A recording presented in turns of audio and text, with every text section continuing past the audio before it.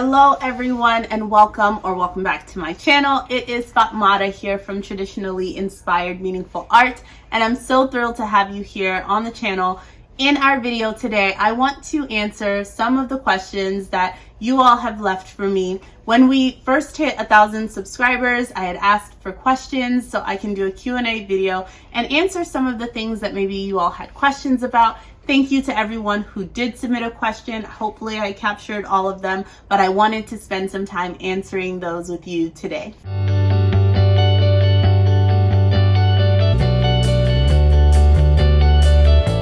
So I have them here on my laptop, so don't mind me as I look through, okay? But I had a question from Michelle Walker, and you asked, do you teach how to sew the way that I do? So unfortunately, I don't teach sewing in that sense. I do have some videos that are like sew along with me, or, you know, vlogs that kind of show my sewing practice and how I'm creating some of the pieces that I do end up sharing with you all on the channel. But the space that I'm in and also the time that I have doesn't really allow for me to do full-on sewing tutorials or actually teaching individuals how to sew. I have been fortunate that individuals in my personal life who have a sewing machine or need guidance or advice and things like that, I can help them more one-off here and there or one-on-one, but it is harder for me to do it more broadly. But that was such a sweet question because it makes me feel like maybe there's things that I'm offering that make you feel like you would want to learn from me, which is a huge sentiment. So thank you so much. So Jennifer Maddock asked, great video, what is my current job? I think in the video that she's referring to, I had mentioned that I used to do like commissioned art pieces and things like that, but I don't do that anymore, which wasn't my full-time job at that time either. It's just something that I had the opportunity to do in my free time. But currently I am a college counselor. So I know many of you have commented down below because I mentioned being at a school. So I am not a teacher, though I love teaching. I am not a teacher. I am a college counselor. Rachel Smith, thank you so much. When I posted my video asking for questions, you delivered. So thank you so much, Rachel, for these incredible questions, and I can't wait to dive into them now. All right, so Rachel asked a bit about my sewing journey and how I got started. So for my sewing journey, I started sewing back when I was in high school. I think either my junior or senior year. I asked my mom how to thread our Singer sewing machine that we had at home. And she showed me at the kitchen table how to thread the needle. And I practiced sitting beside her with some straight stitches, I think through like tissue paper or something like that. And then I asked if I can use some of the fabric that I had, and I went forth. So that evening, after she taught me how to like do some straight lines, I made a skirt. I like looked at skirts that I had. I made a skirt that was pleated into a waistband, and I put buttons up and down the back. So I would say a quick learner. Like I took to the medium really fast, but legitimately it was mastering how to do straight lines. And from there, the rest was sort of history. And I would just sort of create patterns by cloning the clothes that I already had. And I would just reverse engineer them to figure out how I could make them my own. So that is a part of my sewing journey. From then, I sort of made things here and there, but I purchased my own sewing machine when I was going off to college. So senior year, finishing up my senior year of high school, going into college, I bought myself a sewing machine for my birthday. That was my gift to myself. And I took that sewing machine with me to college. I didn't really sew that much while I was in college, but I did some things here and there. And then when I graduated, that's really when I dove into my creative practice across the board in so many different areas.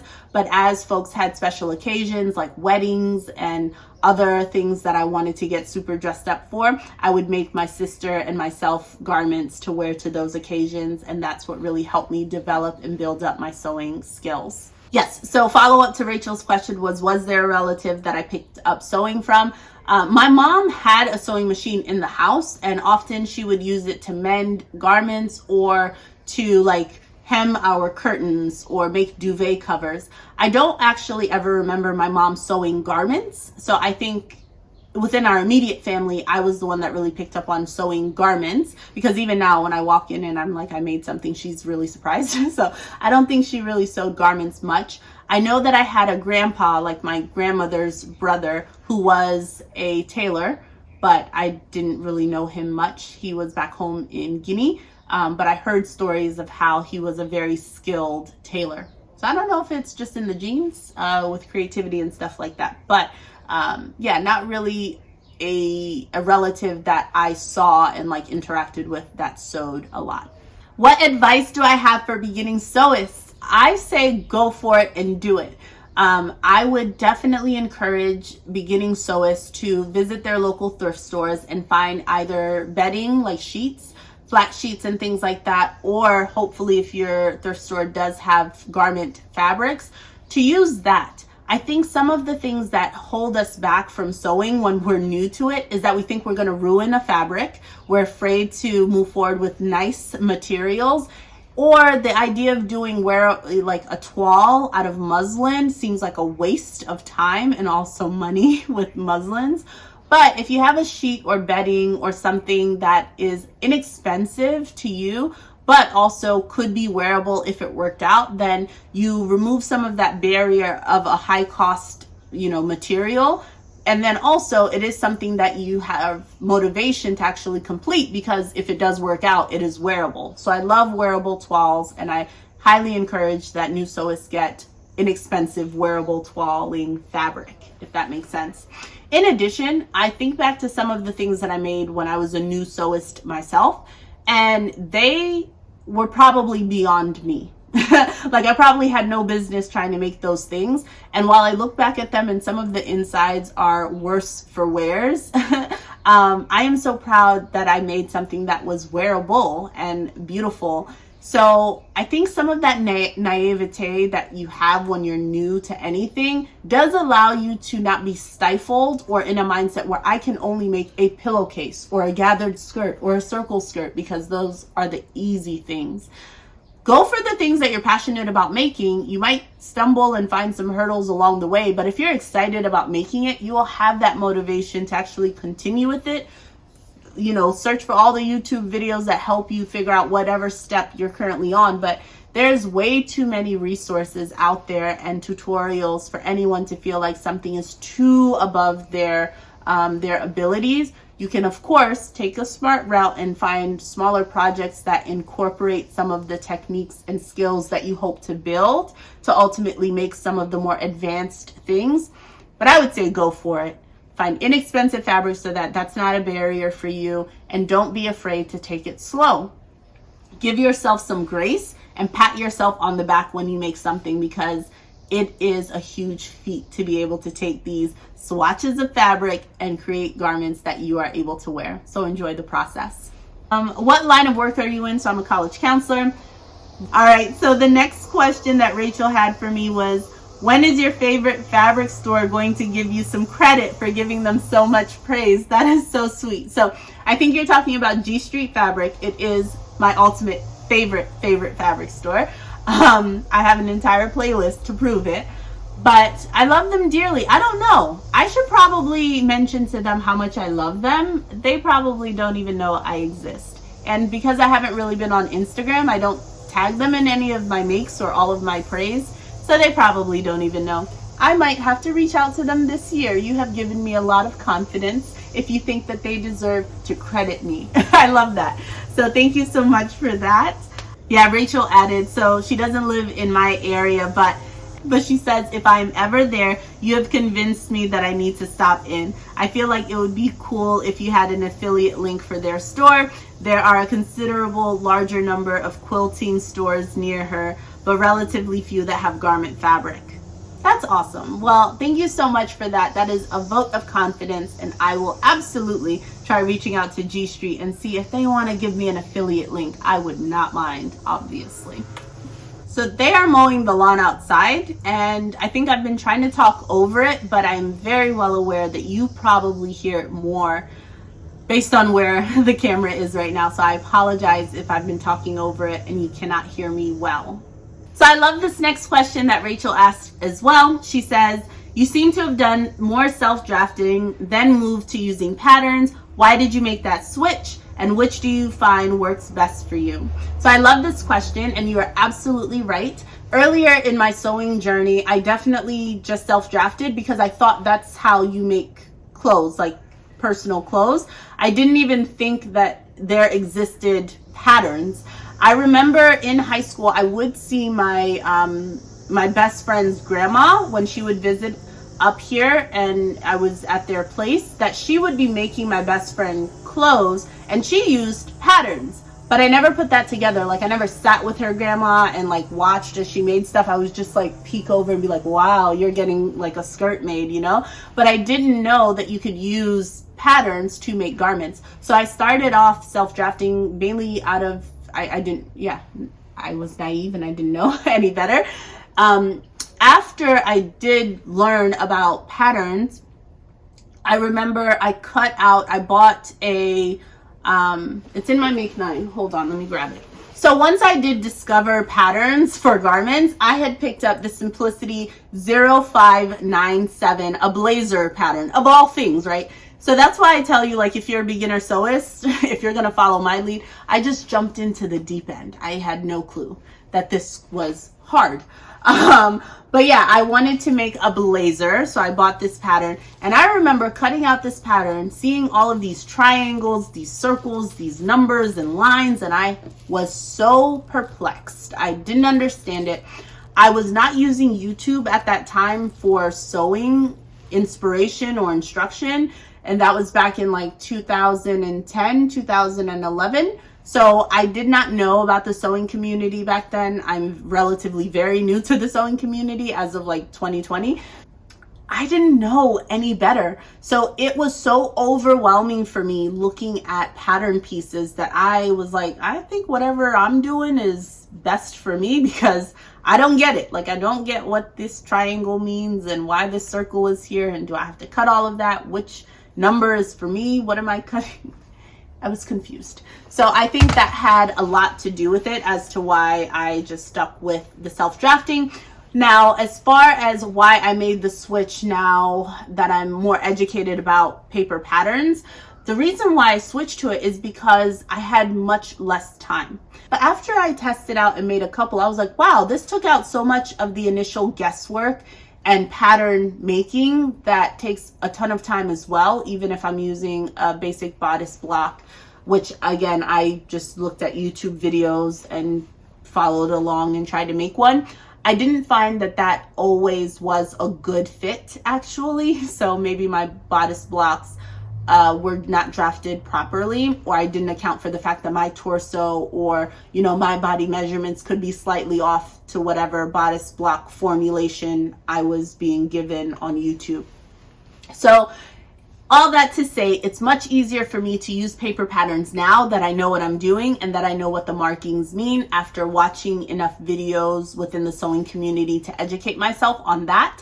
And I incorporate a lot of my, you know, pattern drafting skills by hacking into these patterns and transforming them to do the things that I want them to do. So I do love the fact that I started with pattern drafting for myself, because I think it gave me so many tools that I use even as I'm working with paper patterns now, and I get to create very unique pieces even from a very basic pattern that I find at the store.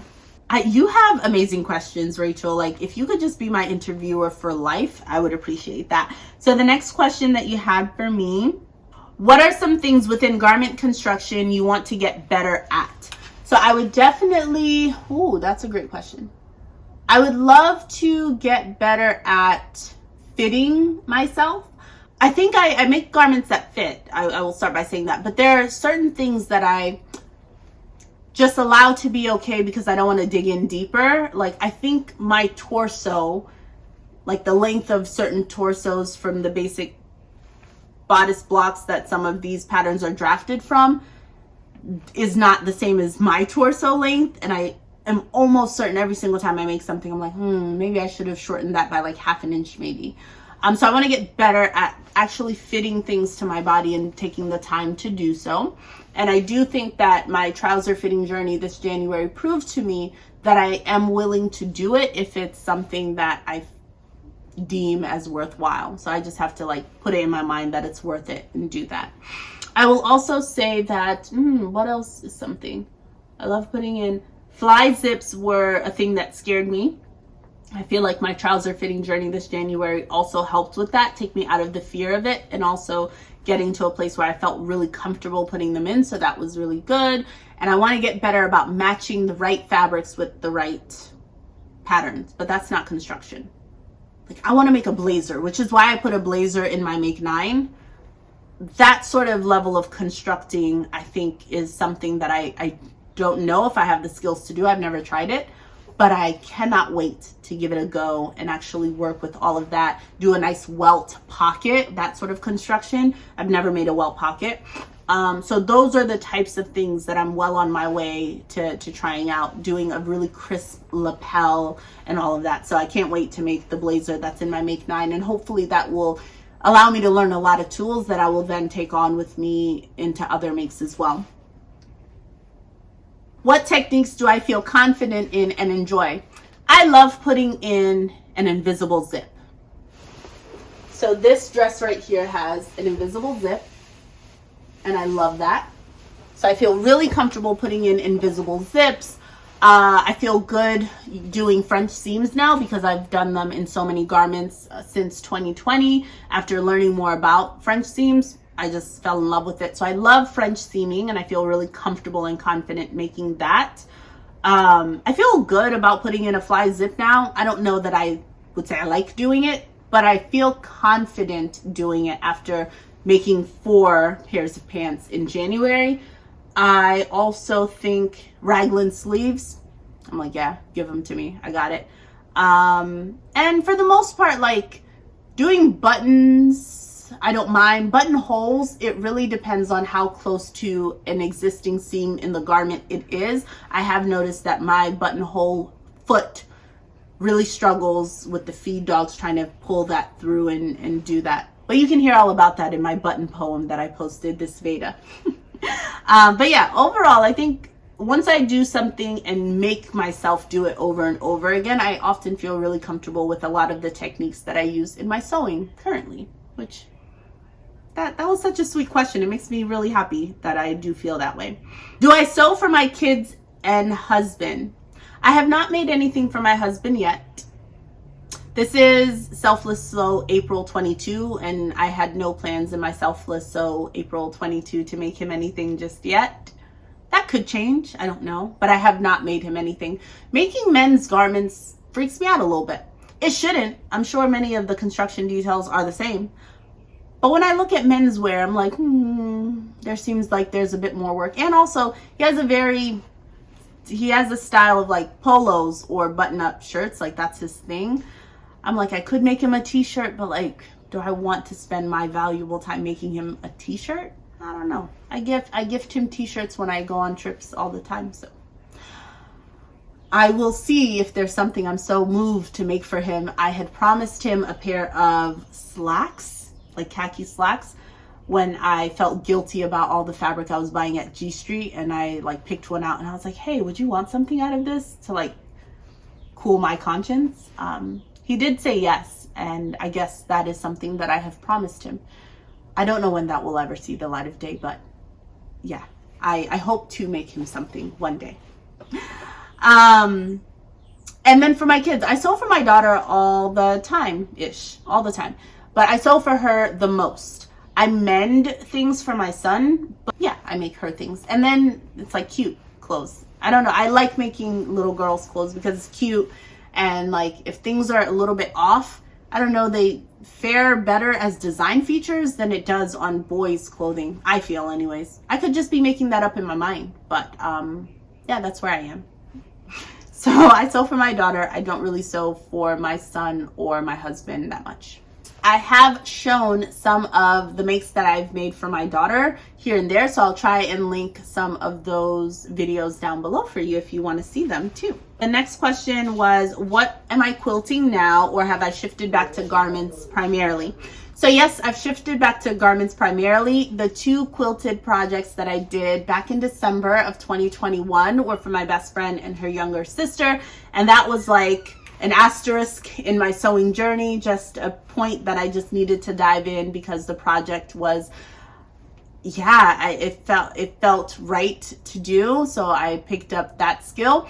But I love what quilting taught me, that level of precision with, using my seam gauge and getting that just right. That was awesome.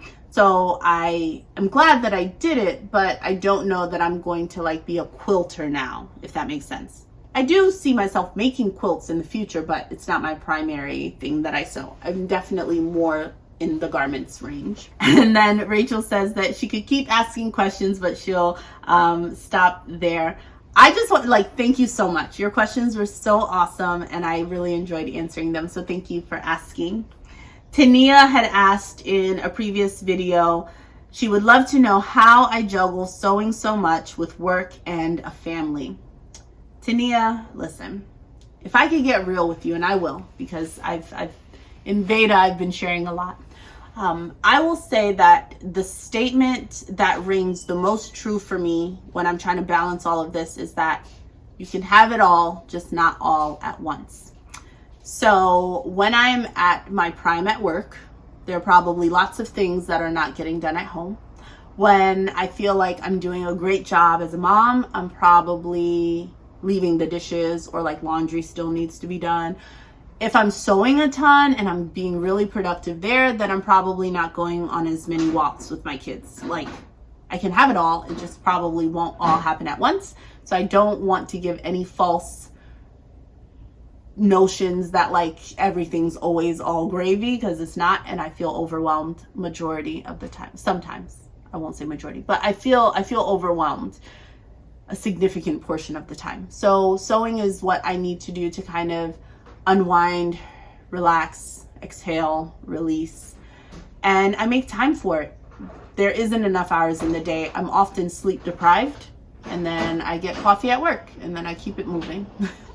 So that's how it's been going. I hope to one day get to a place where I feel like I do feel balanced, and it's not like I'm letting the ball drop on other things, so that I can be excelling in other areas in life. It's all just working together and I'm juggling it all really well. I hope to one day get there. I'm not there yet though. Crystal asked, she says, hi there, novice seamstress in the DMV, and I guess I need to check out Value Village for the fabric deals. Yes, you do. What is your favorite location to score your fabric finds? So thank you so much for that question. I believe I responded to this question itself, but I will link down below my favorite, Value Village spots that I go to where I find my fabrics when I'm getting them secondhand, and also G Street Fabrics, which I absolutely love. And of course, I always look at the remnant or clearance sections or whatever's on sale at Joann's too. So I'm not gonna completely forget Joann's. I shop there too. So Tishushu had asked where I had gotten my giant cutting mat that I use in the floor in my living room that is neatly placed under the carpet, so that when I need them, I just lift up the carpet and cut all my things in and put the carpet back, because I live in a smaller space. So I got that cutting mat from Joann's, actually. I waited until there was a 60% off of one item coupon, or 50% off or something, and then I bought it. I think it's costs about 70 or 60 some odd dollars, but you can find it at Joann's, and I will link that down below as well. Tisha Wright, you had asked if there was a video that you can learn more about me, and hopefully this is that video. I didn't previously have a introductory video or a Q&A sort of thing, so hopefully you're learning a lot of new things about me in this Q&A. So Teresa from Lost My Thread asks an amazing question as well. She said, if you could go anywhere in the world for sewing inspiration and fabric shopping, where would you go? That question blew me away. First of all, I love travel. I love to travel internationally and have not been able to do that for a while, as many of us have not. But if I could pick a place, it would probably be in Asia, like Malaysia or Indonesia. Probably Indonesia, or Malaysia. I love their aesthetic. I love their style. I love the fabrics that they have. They work with a lot of natural fibers, silks, cottons, linens, those sorts of things. So I would absolutely go there. Their embroidery details, their trims are on point. And I would probably look at the Crafterpreneur's site. So if you don't already follow Aisha from the Crafterpreneur, I need to link her channel because I love her. When I first found the sewing community, she was one of the first channels I discovered, and I absolutely love it. One of the things that she masters is traveling all around the world, and she would visit tons of different fabric stores. So I'll see if she did any in Malaysia or Indonesia. That doesn't come top of mind for me, but she's traveled all around the world and often is looking where can I pop in and go to a fabric store. But if you want international sewing, fabric shopping inspiration, Aisha from the Crafterpreneur has it for you. All right, so next up, Debbie Alton. When I had shared my New York Garment District shopping trip, she asked where I got the interfacing from, and I finally found out what the store is, so I will link that information down below as well. That was the trip that I went all around the Garment District in New York and only walked away with interfacing, the woven kind. I got some in the black colorway and in the white colorway, and I've been enjoying using them in many of my makes. So really excited about that. So Debbie, I will make sure that I link that down below for you as well. And Marilyn Metz asked, where do I get some of the tops that I wear under my garments for Modesty? Thank you so much for that question. So I have purchased mine in so many different places, to be honest. The one that I wear primarily, the one that's flesh toned, is one that I had made in Guinea when I went back home for my cousin's wedding. So I had that made there by one of the tailors that we were working with for our dresses for the wedding.